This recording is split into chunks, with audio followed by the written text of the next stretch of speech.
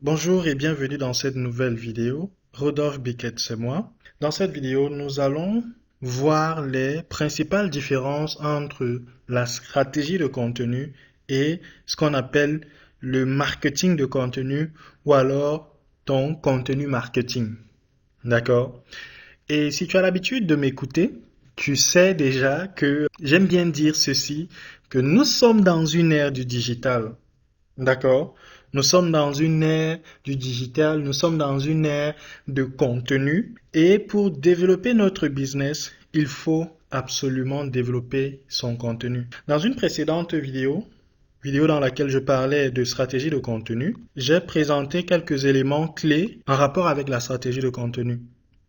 Maintenant, dans cette vidéo, si je veux faire, je te montre les différences entre stratégie de contenu et contenu marketing parce que on est entouré de contenu, d'accord? Et nous entendons contenu marketing, il faut créer du contenu, le contenu est le roi, etc. Donc, tellement de mots, tellement d'expressions que parfois il est possible de ne pas faire la part des choses, de ne pas connaître qui est quoi, qui fait quoi, d'accord?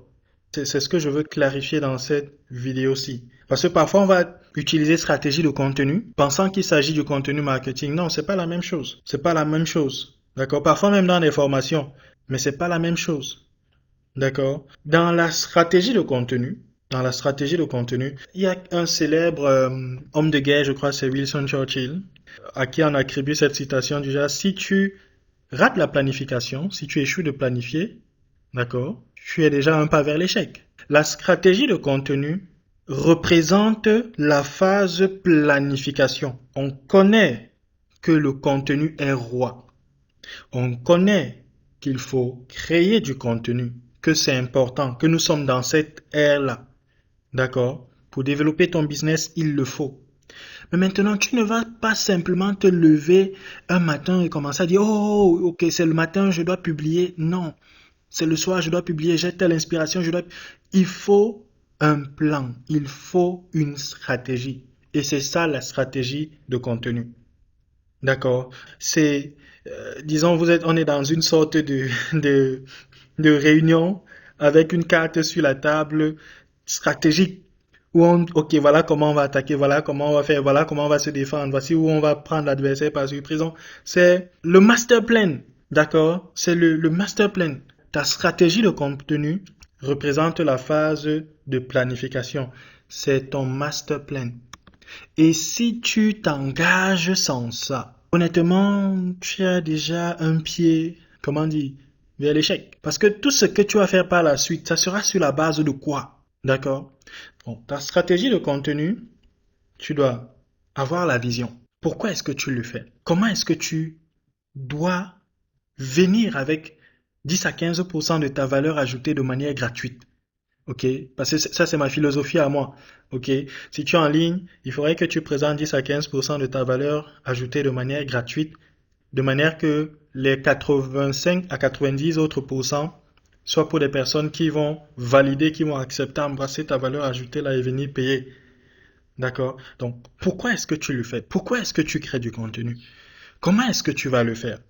C'est quoi la vision? C'est quoi la globalité de la chose? Pourquoi est-ce que tu crées du contenu? Ça, c'est tellement important.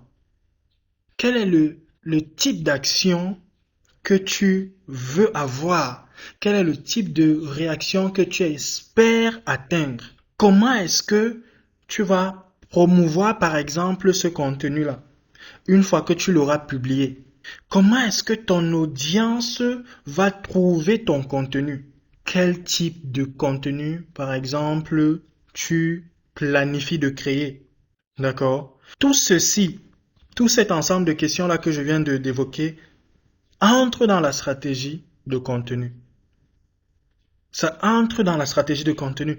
Qui va même créer ton contenu? Est-ce que ça sera toi ou bien un community manager, par exemple, ou un créateur de contenu? Parce que là aussi, parfois, on va prendre un community manager et on va s'attendre à ce que il soit en même temps le marketeur, ok, en même temps le vendeur, en même temps le créateur de contenu, en même temps le graphiste. Non, ça ne se fait pas.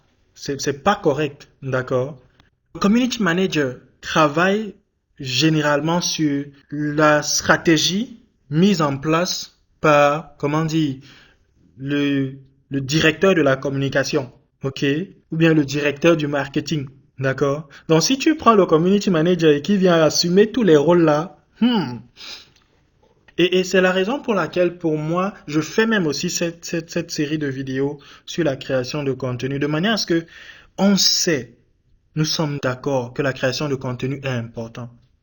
Si toi-même qui as un business en ligne, qui veut développer ton business, tu n'es pas capable de connaître ses fondamentaux aussi, et que tu prends quelqu'un pour faire ça, mais toi tu n'as aucune idée, tu t'attends seulement à des ventes exponentielles, et qu'à un moment ça n'arrive pas, tu vas peut-être dire que non, la personne ne sait pas faire son travail. Alors qu'à la base, il y a un certain nombre de choses que toi-même tu devais, une feuille de route que toi-même tu devais venir avec, mais que tu n'as même pas. Est-ce que c'est quelqu'un d'autre qui va venir dans ton business te donner une feuille de route à un moindre coût? Ce genre de travail, quand on vient faire ça dans un business, de consulting, de coaching, ça coûte extrêmement cher. Ça coûte cher, pas extrêmement cher. Ça coûte cher. D'accord? C'est bien au-delà de ce qu'on peut donner à un community manager mensuellement ou bien, je sais pas, par semaine. Donc, il te faut une stratégie de contenu. Où est-ce que tu vas publier? Quand est-ce que tu vas publier? D'accord? Comment est-ce que tu vas maintenir ton identité visuelle sur toutes les plateformes là? Par exemple, pour ceux qui ont remarqué, lorsque j'essaie de publier, voilà par exemple mon identité visuelle, vous allez toujours voir ces couleurs-ci revenir d'une manière ou d'une autre. OK? Et parfois, on va voir certaines personnes qui vont publier un contenu sur peut-être Instagram qui sera différent en termes de branding de celui qu'ils auront publié peut-être sur YouTube ou bien sur Facebook. Ça ne marche pas comme ça. Donc, il y a toute une phase stratégique qu'il faut mettre en place, toute une phase de planification. Et ça, c'est la stratégie de contenu. D'accord? Donc, les quelques éléments clés ici, là, tu as la vision, ton pourquoi et le comment, la planification, le développement et la gestion de contenu. D'accord? C'est également, en fait, ta stratégie de contenu te permet de te connaître toi. Parce que, j'aime bien dire, tu crées du contenu sur la base des offres que tu as. D'accord? Tu crées du contenu à cause de la stratégie. Ça fait partie de ta stratégie de monétisation. OK? Donc, c'est la carte dont tu as besoin pour la route. D'accord? Et tu dois te connaître toi. Tu dois connaître tes offres, connaître ta personnalité, connaître ton style, connaître tes valeurs. OK?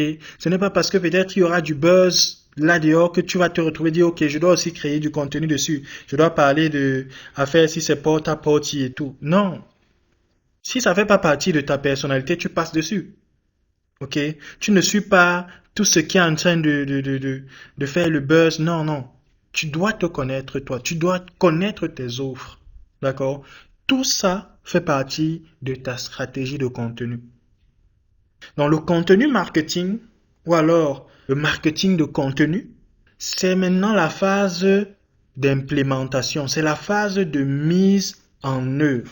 Qu'est-ce que je vais faire? Je vais utiliser quoi? OK, est-ce que ça sera un blog? Est-ce que ça sera les réseaux sociaux? Est-ce que ça serait une sorte d'infographie? Comme ceci est une sorte d'infographie. Est-ce que ça sera une vidéo? Donc, je parle souvent de la réaffectation de contenu. Ceci, par exemple, c'est une vidéo, d'accord? Mais je vais faire à un moment une publication où je vais utiliser cette infographie-ci. Donc, ton contenu peut à la fois être une infographie et une vidéo. Et tu utilises simplement la réaffectation de contenu pour que ça marche. D'accord? Quoi? Qu'est-ce que je vais faire? Où? Est-ce que ça sera sur Facebook, Instagram, YouTube, Twitter? Est-ce que ça serait via email? Est-ce que ça sera un article sur mon site? D'accord? Quand? Quelle sera ma fréquence? Ça ne sert à rien de venir créer du contenu aujourd'hui, peut-être 5 contenus aujourd'hui, et la semaine prochaine, tu viens encore créer juste un seul pour venir créer peut-être 2 contenus le mois prochain. Non. Donc, le contenu marketing, c'est la mise en place. Au niveau de la stratégie de contenu, j'ai parlé de la carte dont tu as besoin pour la route. Non, le contenu marketing, c'est un peu comme quand tu as une voiture. Déjà, le GPS, tu es capable de connaître, OK, je pars de ce point-ci à un point A. D'accord? Tu as l'itinéraire en route. Mais maintenant, Le contenu marketing, lui, vient être le voyage que tu fais. Et dans ce voyage-là, tu peux rencontrer différents obstacles, différents challenges, mais tu ne baisses pas les bras, tu ne cesses pas d'aller où tu es en train d'aller. D'accord? Or, tu vas baisser les bras si tu n'as pas cette stratégie de contenu à la base. D'accord? Ton contenu marketing, c'est le voyage que tu fais et tu ne voyages pas simplement, comme on dit souvent au Cameroun, kounya kounya. D'accord? Tu voyages, le voyage que tu fais, c'est en suivant la carte que tu as définie ici. D'accord? Et ça va donc te permettre de connaître ton client. D'accord? Donc, le contenu marketing fait partie de la phase exécution de ce qu'on appelle l'exécution. Par contre, ta stratégie de contenu est dans la planification. D'accord? Donc, voilà les différents éléments clés entre ta stratégie de contenu et ton contenu marketing. D'accord? Tout ce que j'avais prévu comme valeur ajoutée dans cette vidéo et je te propose de t'approprier mon calendrier de contenu annuel que voici, qui est un outil que j'utilise dans la planification de mon contenu. D'accord? Ce calendrier de contenu, tu as tous les mois qui sont là. Ok? Et pour le mois de juin, tu as quelques idées de contenu que tu peux exploiter pour développer ton propre contenu. Donc, il y a tellement de choses que je répertorie dedans. Par exemple, le type de contenu. Quel est le type de contenu que je vais faire? Est-ce que ça sera une publication éducative? Est-ce que ça sera une vidéo, une offre en promo, un blog, une mise à jour, une présentation de mon offre? Quel sera le titre, le texte de la publication, le visuel que je vais utiliser? Donc, il y a différents éléments qui sont présentés là. Sur quelle plateforme? Quels sont les hashtags que je vais utiliser, etc. Donc, il est assez complet comme calendrier de contenu. Il est à 20 euros, 10 000 francs CFA. Tu peux prendre ce calendrier de contenu et il va t'ajouter tellement de valeur, surtout avec les différentes vidéos présentes sur la chaîne, que voici, la chaîne sur laquelle tu es en train de regarder, la Digital Tree Academy. Ou alors, tu peux justement venir pour qu'on travaille un peu plus en profondeur pour 100 euros. D'accord? Je t'accompagne pendant un mois et je t'aide à créer ton contenu. D'accord? De la même manière que je le fais, je te montre exactement comment tu peux reproduire ce processus-là. 100 euros. Bon, tu peux peut-être regarder ceci en, je sais pas, janvier 2023. Le prix aura augmenté. D'accord? Mais de toute façon, cherche juste à entrer en contact avec moi via les différents canaux qui sont sur cette page ou celui-ci. C'est tout ce que j'avais prévu pour cette vidéo. Rendez-vous dans une prochaine. Bye bye.